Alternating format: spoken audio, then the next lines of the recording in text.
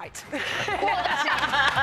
Took that back down there. Now, we haven't just got bras for you today. In fact, we have got a real treat for you in the shape of a true music and movie icon who every little girl wanted to be since she first squeezed herself into skin-tight black lycra in Greece.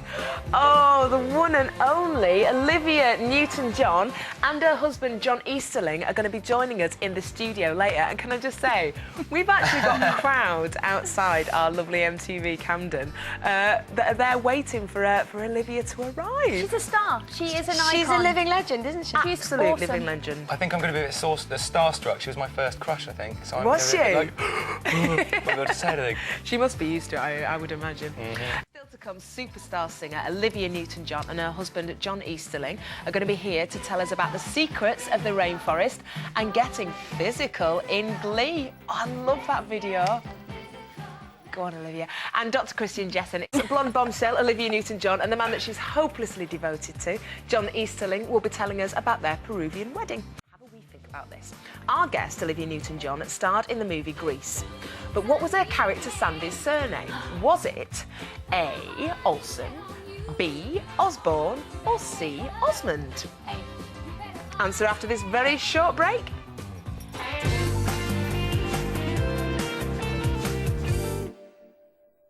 And singer, actress and icon Olivia Newton-John and her husband John Easterling on joining the cast of Glee and how he earned the name Amazon John. Now, did you know the answer to Little Brain Teaser that I set you? Olivia Newton-John starred in the movie Grease, but what was her character Sandy's surname? Was it A. Olsen, was it B. Osborne, or was it C. Osmond? Any ideas? Too easy. A. I thought it was D. I thought it was Sandra D. There's no D. That was a character that they were singing about that wasn't her. I think. Always confused me. A 50s movie star called Sandra D. It's A. It's A. Well, it's actually A. Olsen. Well done. Well done. She was the iconic singer and actress who every little girl wanted to be when they saw her first arrive at Rydell High School in Greece, while he spent years searching the Amazon for ancient artefacts. And now, husband and wife, it's Olivia Newton-John and John Easterling. Hello. Welcome to the show. Thank you. We're very excited to have you in the studio today, and there's been lots of people outside waiting for you to come as well. Now, how did you two first meet? Oh, gosh, we met through a mutual friend who was an environmental architect many years ago in LA, about 17 years ago. It's the first time we met. And when did you both know that you were the one? 3 years ago. 3 years ago. We were friends all that time. I actually had given John a puppy because he met one of my dogs. It's a long story I don't want to go into, but he took my dog, a puppy. I never saw the dog until 3 years ago and invited him to a show, and I said to bring his girlfriend, and he brought the dog.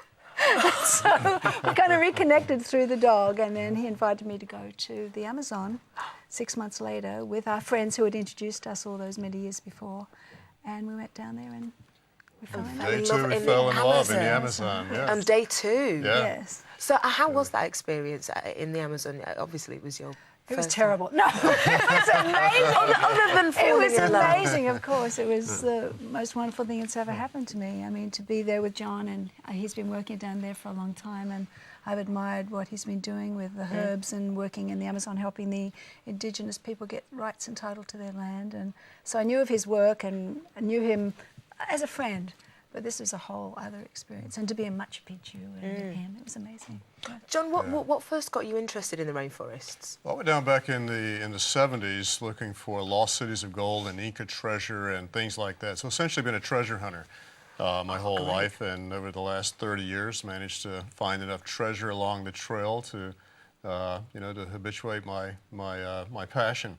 But, the rainforest is so rich. It's so rich in history and culture and biodiversity. And, it's so important today for not only individual health that we know, but for the global health as well.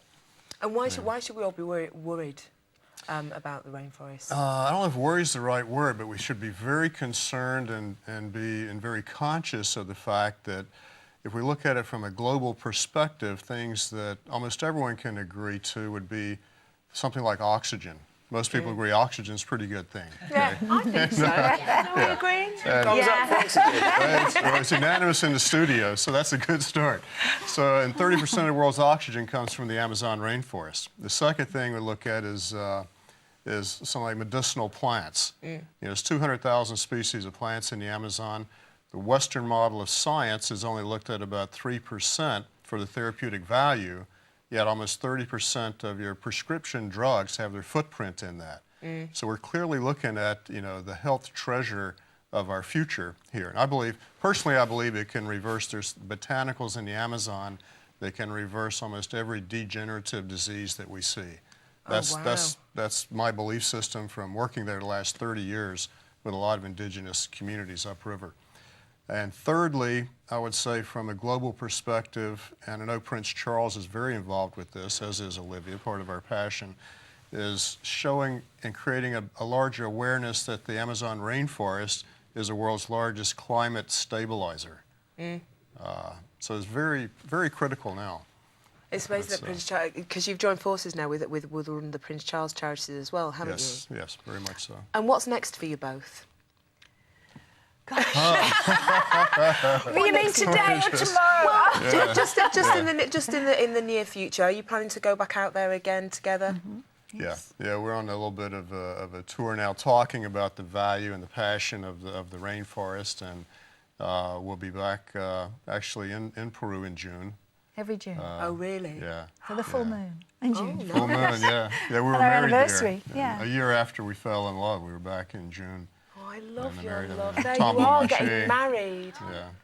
This How is on the beach. amazing. We had two ceremonies, and the first ceremony was in the hills in Peru. It was absolutely beautiful, and that was amazing the second place. one in Florida. It's rich. For an amazing love. Now, thank you very much for coming in to see me. Now, John, you're going to put your feet up backstage, aren't you? While Olivia's going to come and join us on the couch for a bit of a gossip. Okay. But before we go to the break, do you know the answer to this question? Where was my lovely guest Olivia born? Was it A, Canberra? Was it B, California? Or was it C, Cambridge? Now, John, don't go giving the answer away. Find out after the break.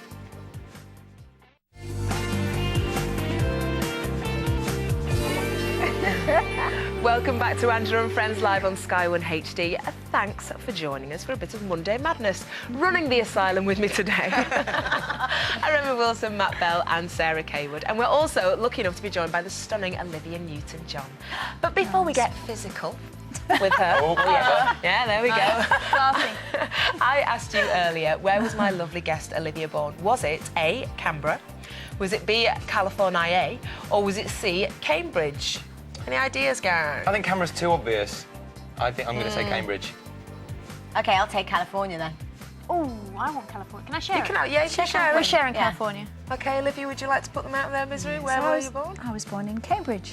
Well done. Yes. Oh, so you're a Brit. You are a Brit, but you spent most of your time in Australia or in America? Yeah, well, actually, most of my life I've lived in America, but I think of myself as an Aussie. Right. Because I moved to Australia when I was 5 and was raised there and got the accent. And, Yeah. but So you see I yourself- think I'm as an Aussie, but British I was born Australian. here. Yeah, I was born here. All right, well, let's just have a quick look at what you've been saying today before we carry on with Olivia. If you're suspicious enough to spy on your partner, then either you do not have faith in them or you do not believe you are good enough to satisfy them. If you find out that they have cheated on you, then you can never trust them again. But if you find out they haven't, then they know that they can't trust you. Ooh, very good point. Yeah. That's Flip a that one really good round. point. Yeah. Olivia, have you ever spied, been tempted to spy or been spied on by a partner? I don't know about the last one. So you never found out, that's First good. two, my lips are sealed. No. I think that you shouldn't have to. I mean, it's a horrible thought. If you had to do that, then you should really rethink whether you're in the right relationship. That's it. I also think that people judge other people by their own standards as well. Yeah. So if you do find out that maybe your partner is starting to rifle through your phone bills or through your phone, maybe you should start rifling through theirs because maybe it's because they're doing the naughty things. Is this incitement to rifling Yeah. that you're condoning here? I did have the relationship where I should have. I found out years later that when I surprised him and knocked on the door and this woman opened the door and I naively was like, hello, I'm here to see Ben. And he just passed her off as his friend.